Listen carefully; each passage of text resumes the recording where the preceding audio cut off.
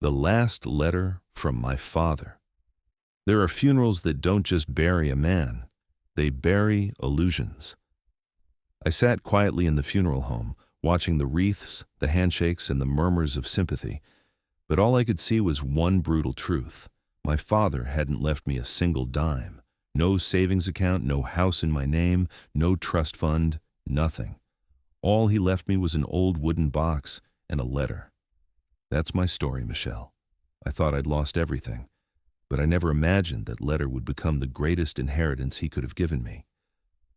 All my life, I thought my father was rich, not rich in the way of flashy cars or piles of cash, but in the way he carried himself. He wore old suits, always pressed. His leather shoes had worn down heels, but they shone like they were new. He spoke slowly, deliberately, like a man who knew things other people didn't. As a kid, whenever we went grocery shopping, I'd tug at his sleeve.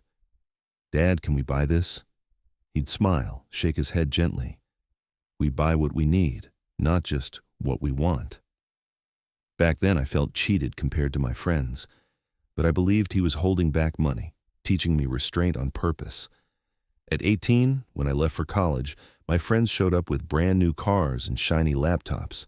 My dad handed me an old laptop he'd polished and a backpack with frayed straps. I was furious. I thought he was selfish, stingy, hiding money somewhere. So when he died, I expected something. Anything. A secret savings account, a small inheritance. Some proof that I'd been wrong about him all along. But when the lawyer said he didn't leave behind any financial assets, my world collapsed.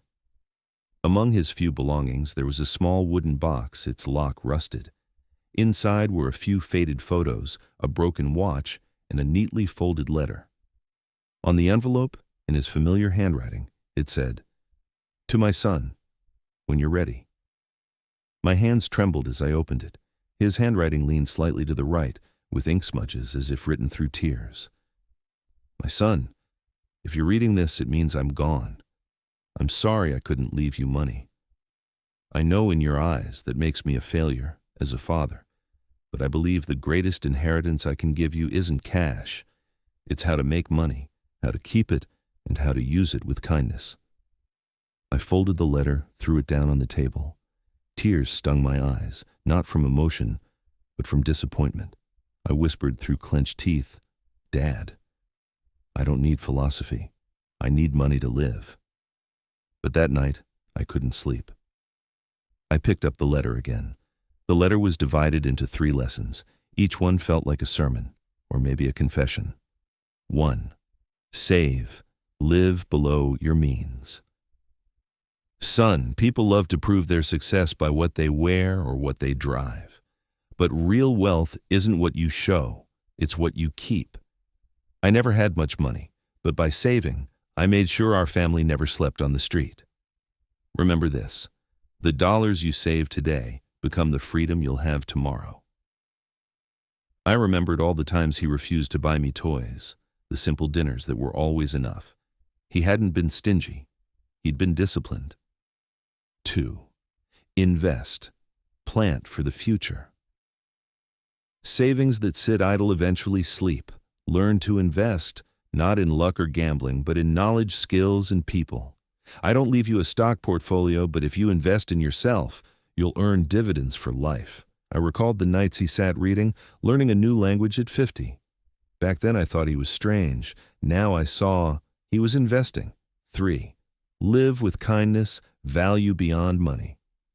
Son, money is a tool, not the goal. You'll meet people richer than you, but not all of them will be happier. Kindness is an investment that never fails.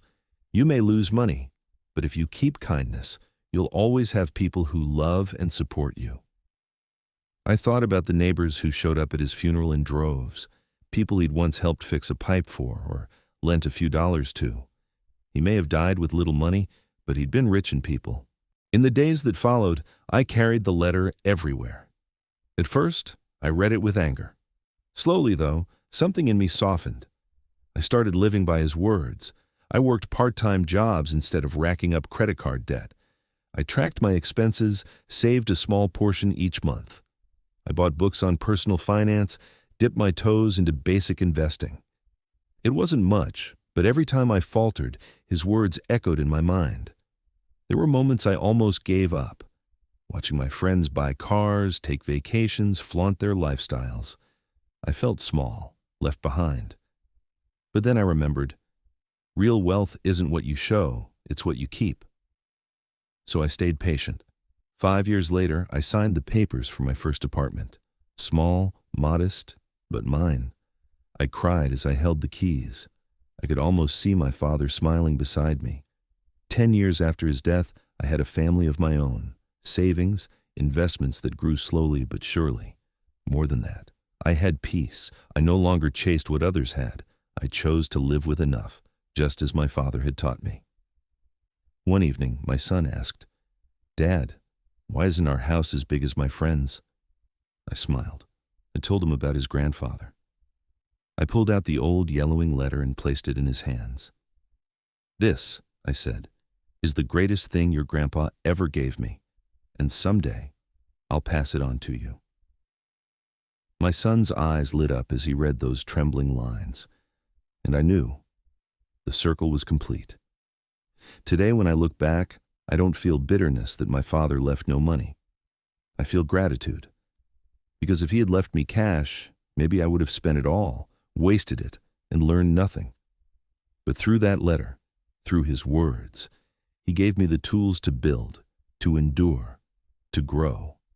Money can vanish, assets can be spent, but knowledge and values stay for a lifetime. That's the most enduring inheritance a parent can give. And you? If your parents left you only a lesson, not money, would you embrace it?